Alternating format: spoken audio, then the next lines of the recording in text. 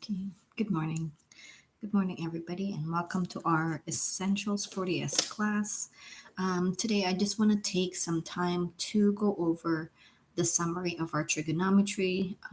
As all of you know, our trigonometry test is coming up tomorrow, March 28th. So we will take time to do the summary, and then so everything there is right in front of you if you're still wondering on what to do with the other parts and type how to tackle some questions. So I'm gonna go with lesson by lesson, and so we'll go on from there. Okay. So lesson one. What did we do in lesson one?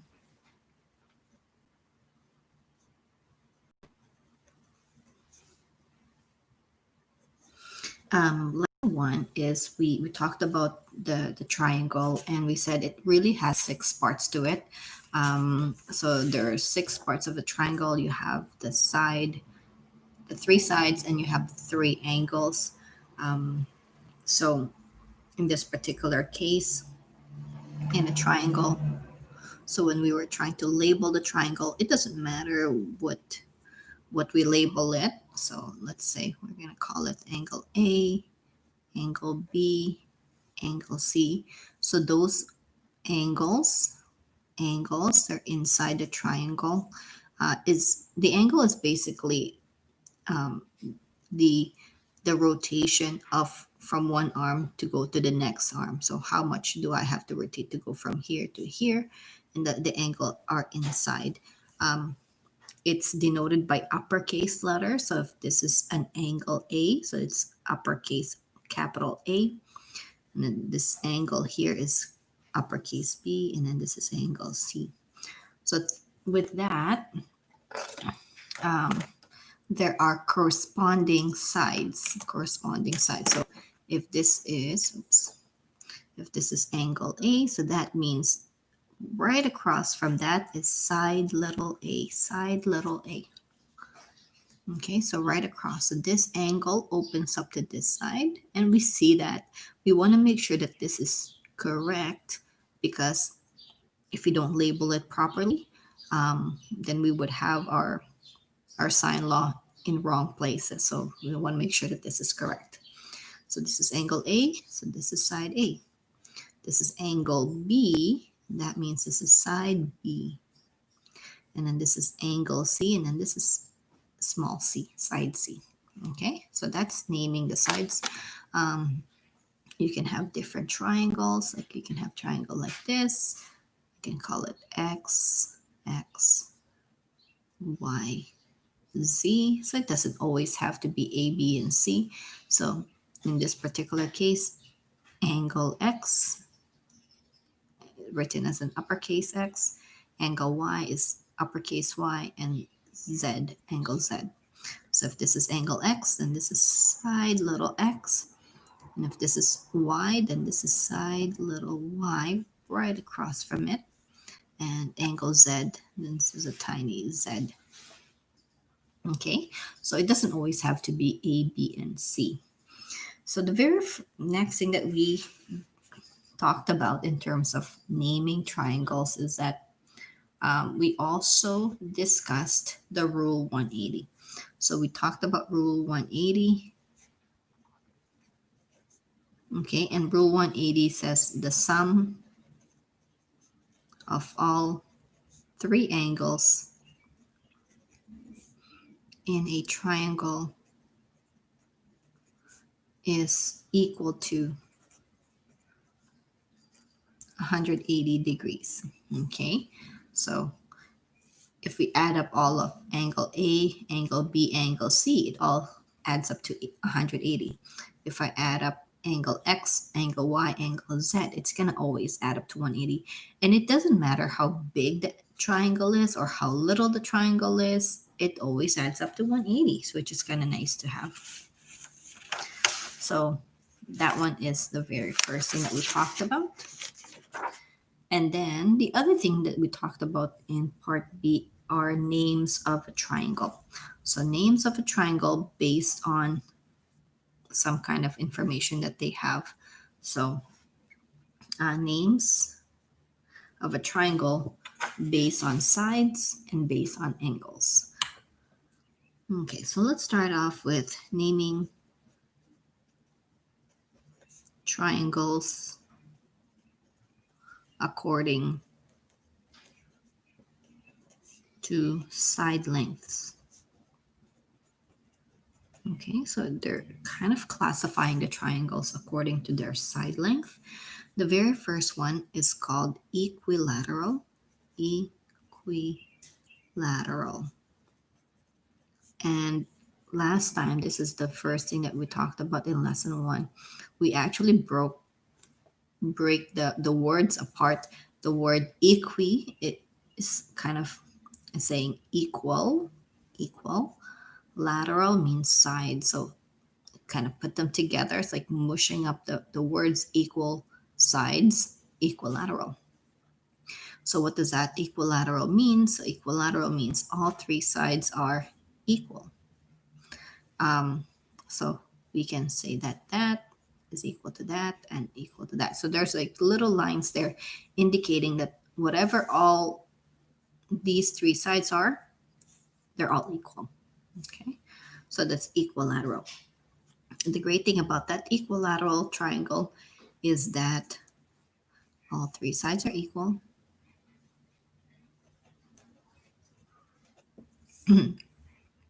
And are equal. And the great thing about that is all three angles are equal. I know we're just talking about side lengths here. And then three angles are equal to 60 degrees each. Okay, so that's a great characteristic of that equilateral triangle. Now, the next thing that we talked about, the other one, is called an isosceles triangle. Okay, isosceles triangle. And what's so special about this isosceles triangle is that two sides are, well, that doesn't look like isosceles, but yeah, let's pretend it's isosceles. Two sides are equal, and then the other side, the third side, is different. Okay, so I'll do another triangle here.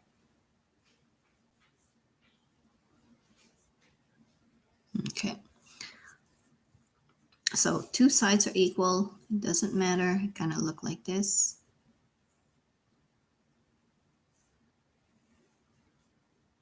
Right? Okay, as long as any two sides are equal, the third one is different. So isosceles, let's write that down. Two sides are equal.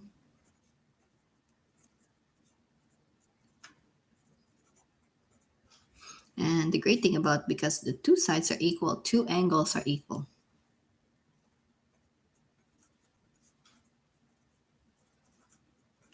Okay, so two sides are equal, two angles are equal. You probably notice this. I'm actually going to do this part here.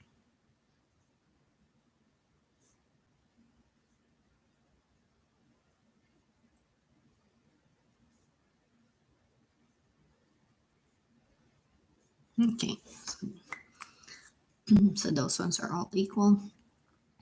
And if you got two sides are equal, then these two angles are equal.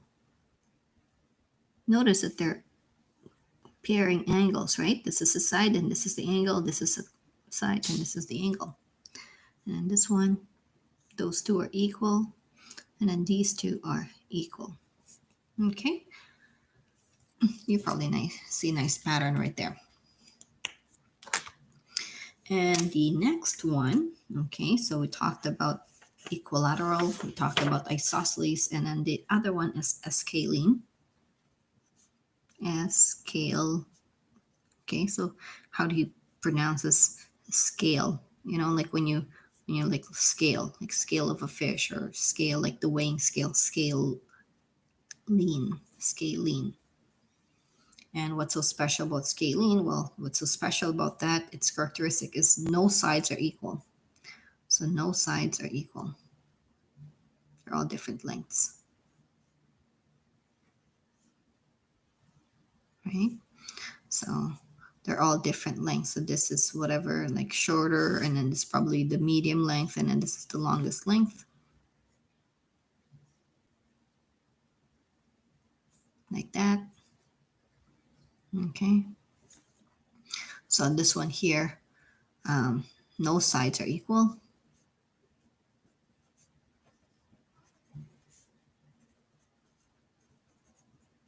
Okay, well, and if no sides are equal, then that means no angles are equal.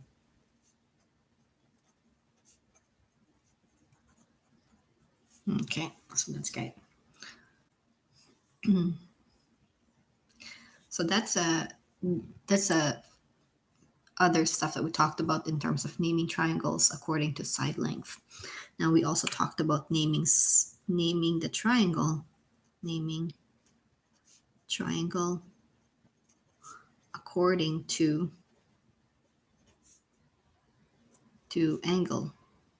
measurement, angle measurement.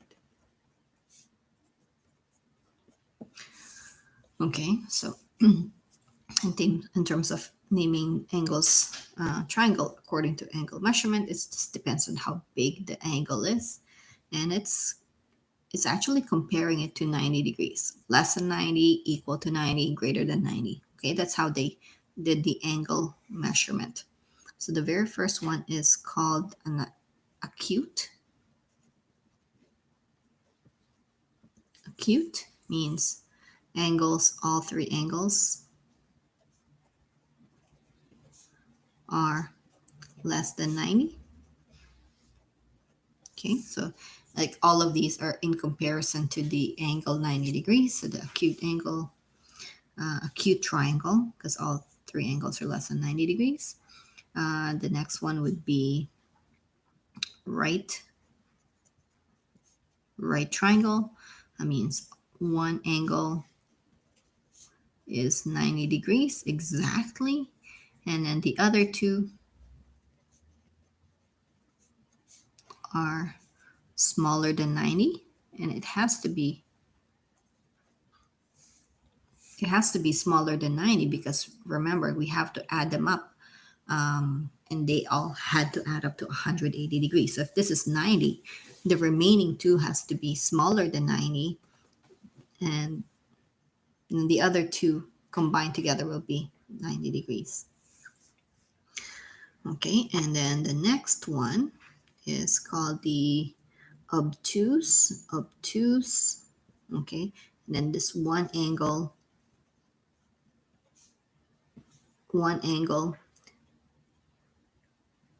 is greater than 90 degrees, and then the other two angles are smaller than 90 degrees. Okay, so let's see if we can make a picture out of those things. So acute angle could be like any.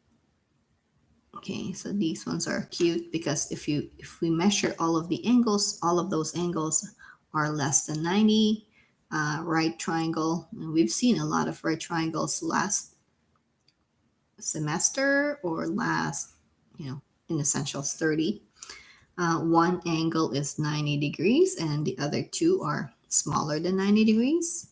Okay, and then obtuse would look like this. One is like super wide, more than 90 degrees here. Okay, so that's what we did in terms of lesson one. Okay, so naming, figuring out the side, the name of the triangle, and name of the triangle based on sides and angles. Okay, so that summarizes lesson one. Now we're going to do a summary of lesson number two. Lesson number two, that's when we're actually starting to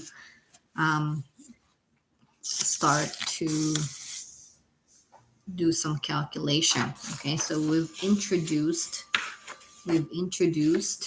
the sine law. So this is lesson two. Lesson 2, then that's when we did the sine law.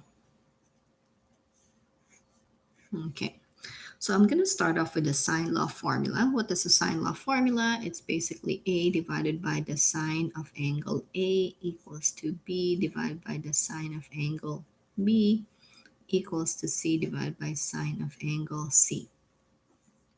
And then these are the, you've heard me talk about this over and over again.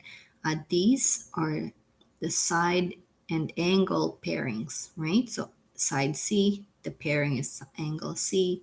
This is side B. This is the pair, okay? Angle B, and then angle side A, and then the pair is angle A. Now it could be always like that, right? If this is A, B, and C. So angle A is there, so side A is there. So these two are the pairs, side and an angle. And then this is the side, okay? And then this is the angle, whichever it opens up to, that's the side. The angle C opens up to side C. Now it could be angle A, B, and C or triangle A, B, and C. Um, Sometimes it's just, you've seen it before. It could be EFG, right? So it doesn't really matter what the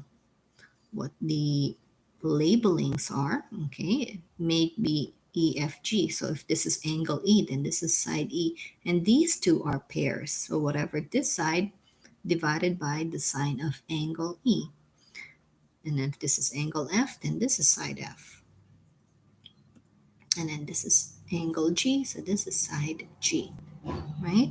So we would, as long as we understand that there is an angle side pairing. So we look for a complete angle and side pairing. Okay, so that's the key thing for sine law, is that we can look for complete angle and side pairing. And once we have that, we can solve for either the side, the missing side, or a missing angle of the half complete pairing. So I'm just gonna take an example in here. Okay, so I'll make us an example in there. Okay, so I'll say, so,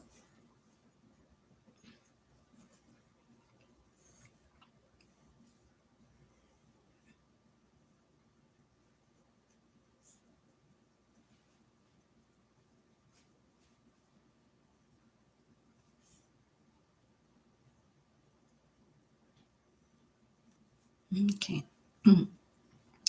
So in this particular case, we have, okay, so in sine law, we have to look for a complete pairing. So what's my complete pairing of side and angle?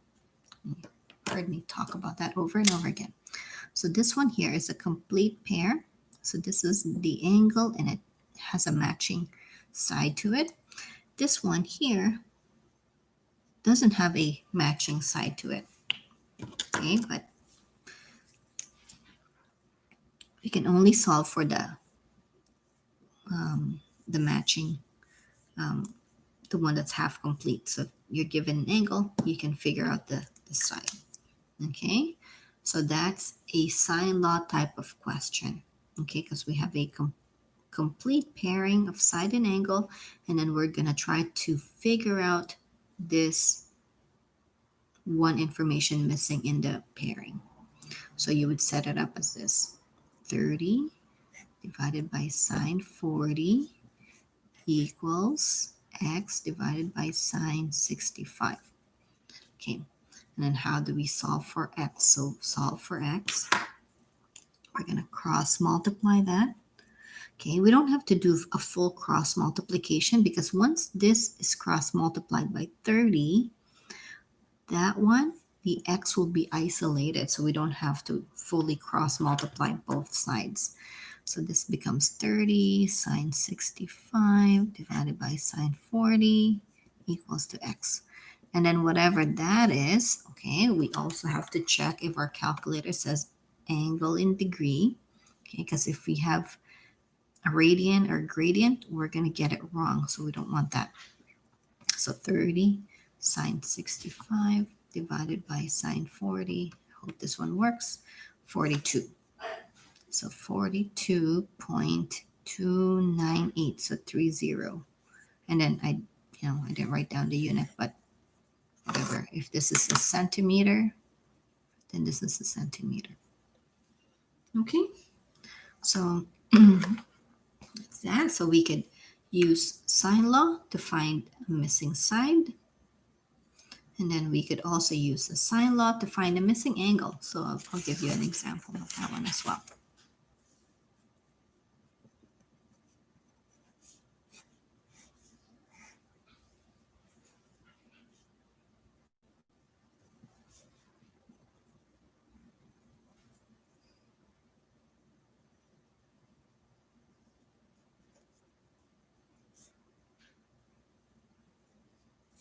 Okay, so I'm actually going to give you this one in here. Like we'll talk about this.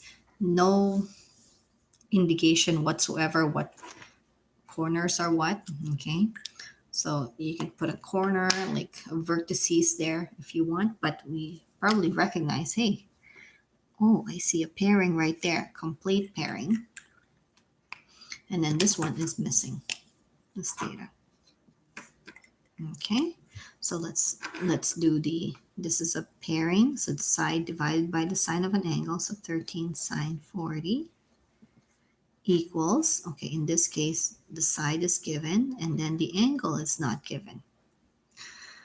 So in this particular case, because the angle, the things that we're actually solving is in the denominator, we would have to fully cross multiply. So in this particular case, we're going to fully cross multiply to bring that sine theta in the numerator. So it's going to be 13 times sine theta equals to 12 times sine of 40. And then we're going to solve for theta. So divide both sides by 13. The 13 cancels out. We're left with sine theta is equals to whatever this number. And this number is just going to be some decimal value, and which is okay. So it's going to be 12 sine 40 divided by 13. And it's going to give us 0.59. Okay, and so on. Keep all the decimals as possible. And then when we have to look for the angle, this is where we have to get rid of the sine. So how do you get rid of the sine? The only way we can get rid of the sine there to solve for theta is we need to do the sine inverse. Sine inverse. Okay, so sine and sine inverse cancel each other out. So therefore, okay, so this is canceled. Sine and sine inverse cancels out. And then here we got to take the sine inverse of this side too. So while your calculator still has all those numbers, you can do sine inverse, answer, and it's going to be 36.39 degrees. Okay. Another situation too that you might come across is like, what if I don't have a complete ratio? What if I don't have a complete pairing of side and angle? So what you could do is you can see if you could do a rule 180 to figure out another angle. Okay, so that's that one for sine law. Okay, so that's it. Okay, so if you don't have a complete ratio, I'll just put a little bit here. Note, if we cannot, if we don't have a complete pairing of angle and side,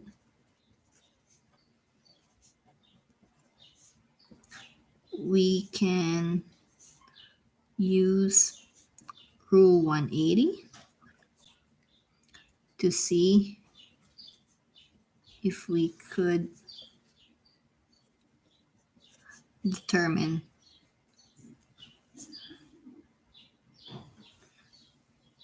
another angle. Okay, so if let's say you're given two angle, like for example here, I'll just give you an example there. Let's say you're given this and you're given this and you're given that side. No, we don't have a complete ratio, so what we could do is figure this out first.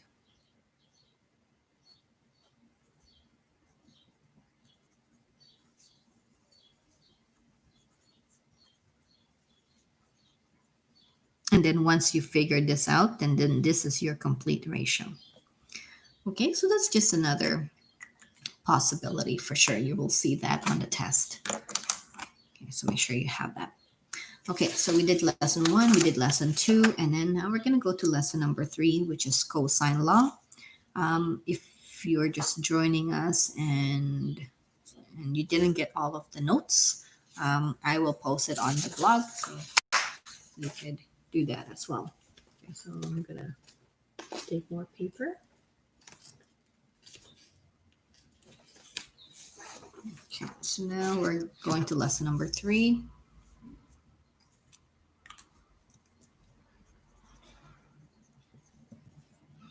Lesson 3 is basically cosine law. Okay, now cosine law is very interesting because no matter what you try, we will never get the complete pairing of side and angle, and then we'll see that. Now we have two different formula. Okay. Okay, so if you're given this, you're given this, and you're given an angle. So that's what we call a sandwich, right? You're gonna get a sandwich. C A sandwich, and you're probably thinking, what is a sandwich? And you've heard me talk about the sandwich.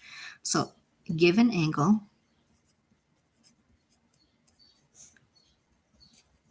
is in between two given sides, and they have to be given. Okay, so and that's the only thing that we can solve when we have this information is the opposite side to that angle. So this is what we're looking for. The only thing we can solve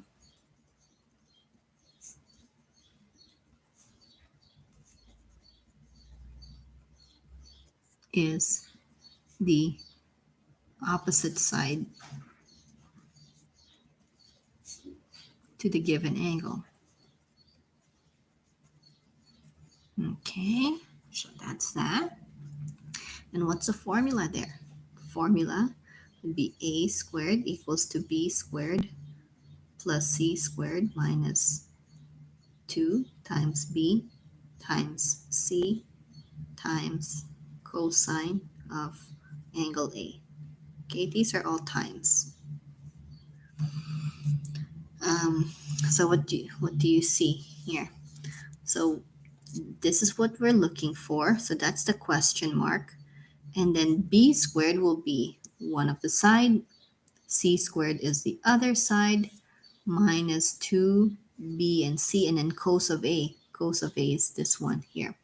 Okay, so it doesn't matter if they call it A, B, and C, X, Y, and Z, E, F, G, L, M, N. It doesn't matter. In this particular case, you've seen me do this one here. If this is what your angle is or side is, and then you're going to end up with the angle at the end. Okay, so that's that. And then the other cosine law is when we have three given sides. Okay, so this one is easy to spot because you have three given sides. Okay, you're gonna see three given sides. Well, if we have three given sides, in this particular case, we will never have a complete pairing. So that sine law doesn't work here at all. So you got 3 given sides, and then now what we're going to do is we need to calculate an angle.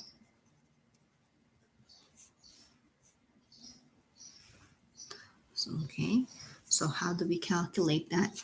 So it depends on which angle you're looking at. So if you're looking at this one, okay, so these two are the matching. So if this is angle A, then this is side A, and then these are B and C's. Okay, so I'll put that down here too, in here and in here. Okay, so if that's the case, it becomes this is the formula. Cos of angle A is equals to B squared plus C squared minus A squared divided by 2 times B times C. And then I mentioned last time to put them all in brackets. Okay, so you can put brackets there or times. Okay, and then you'll see that if this is angle A, and then you're gonna end with the side A opposite to it. Okay, and then these two, just B squared, C squared, and then the same number at the bottom. Okay, so you've seen a lot of examples of that. So cosine law are a lot easier to spot. Okay, it's either you got the sandwich or you got all 3 sides. Lesson 4. Okay, so now we're on lesson 4.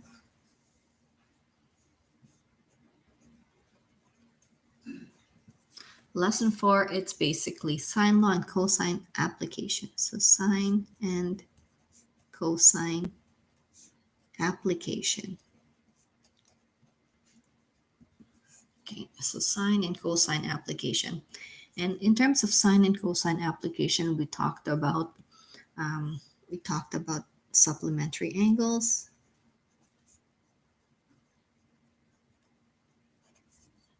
Angle. Okay, we said supplementary angle are angles that add up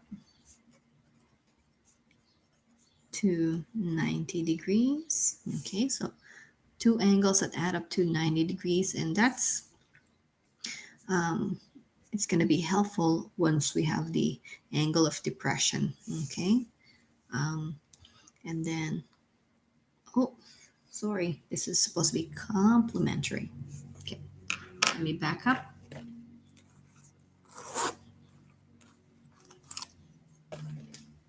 Complementary.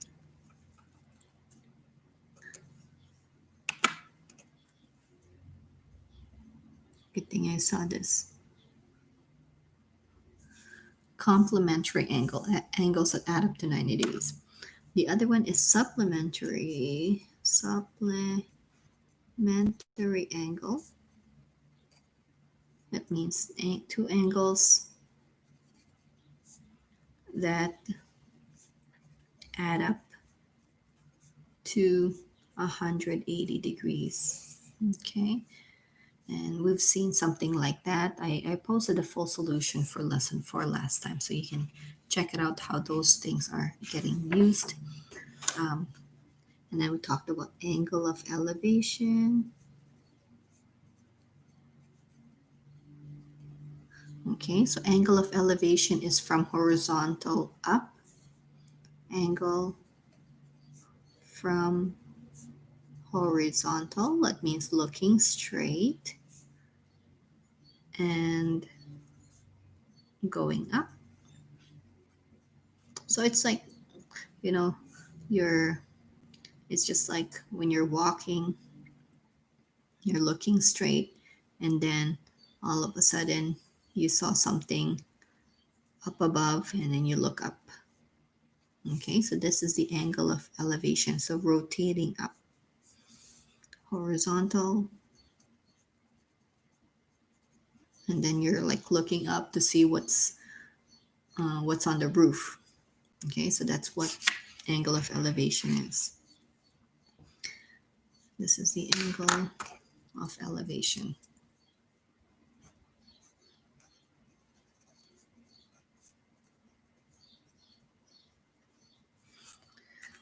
then finally, angle of depression.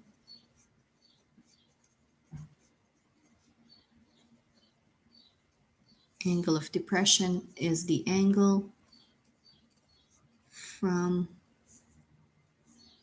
horizontal and then and going down. Okay, so it's like this is what I do. I'm walking, you're walking. Okay, of course, every time you're walking, you're looking straight, right? This is our horizontal. You're looking straight. And then something that you see kind of when you're looking straight, and then you look down because you saw um, you saw there's a big hole in there on the road, or you saw some a $20 bill on the road, so you look down, right? So this is you're looking straight, and then all of a sudden you're looking down. You're looking on the ground. Okay, so looking down from horizontal, looking down, looking down. So that means the angle of depression. Okay, so there you have it. We've done the summary of the whole booklet.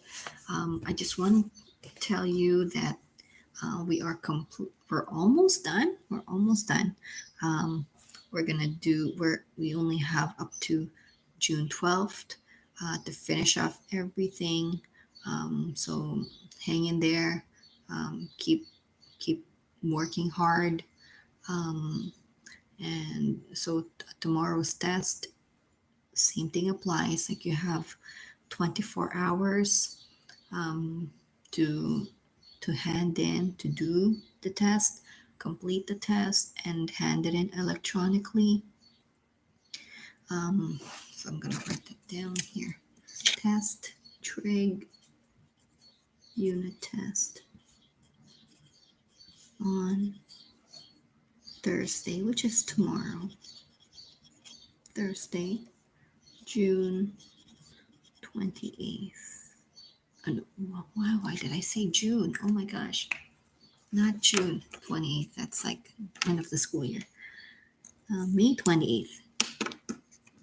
I've been talking about June 12th and I put June 20th. So May 28th. There you go. That's better. So trig unit test on Thursday, May 28th, which is tomorrow. Um, it's open book, right? You can look at your notes if you happen to get stuck. Okay, so that's okay. That's allowed. Um, so I mean, um, so that's why there's a 24-hour turnaround, because you can really open your book and see how you know how you could figure things out. And yeah, submit it, done. And then on Friday, May 29th, we're going to start a new unit. We're going to continue on um, the geometry part. Okay, so starting on Friday, we will start our geometry. So on May 29th on Friday, we will start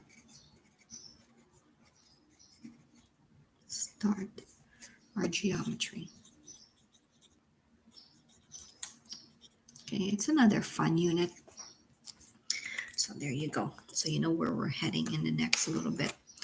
Okay, so there you go.